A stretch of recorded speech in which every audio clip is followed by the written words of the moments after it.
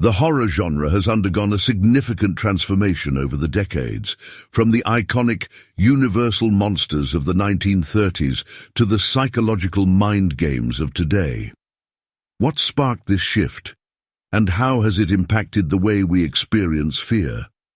As horror fans, we know that the genre is constantly evolving to keep audiences on the edge of their seats. But maintaining that engagement is a challenge. As societal fears and tastes change, horror filmmakers must adapt to remain relevant.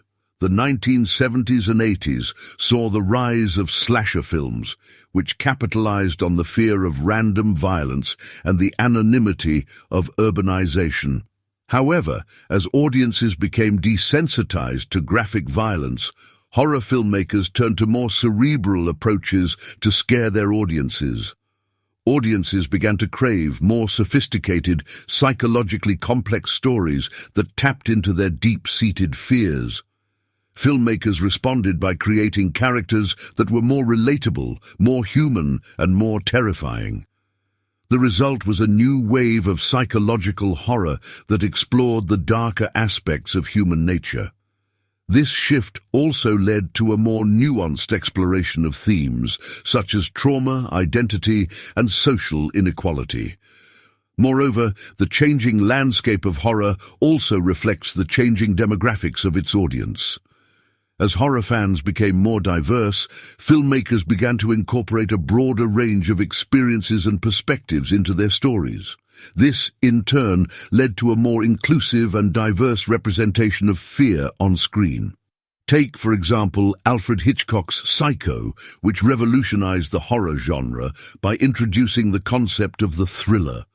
By focusing on the psychological motivations of its characters, Psycho created a sense of unease and tension that was unprecedented in horror at the time. Similarly, Get Out, with its exploration of racial identity and the horrors of cultural appropriation, tapped into the deep-seated anxieties of its audience. Psycho and Get Out illustrate a key aspect of the shift towards psychological horror, the blurring of lines between reality and the supernatural. By grounding their stories in the real world, these films created a sense of verisimilitude that made their horrors all the more believable and terrifying. This approach also allowed filmmakers to explore complex themes and ideas in a way that was both subtle and powerful. The turning point in horror history came with the release of The Exorcist in 1973. This film marked a shift towards more psychologically complex, character-driven stories that focused on the inner lives of its characters. The Exorcist's success paved the way for a new wave of psychological horror that would dominate the genre for decades to come. The Exorcist's influence can be seen in many horror films that followed, from The Shining to Hereditary. These films share a common thread, a focus on the psychological and emotional states of their characters, and a willingness to push the boundaries of what is acceptable on screen.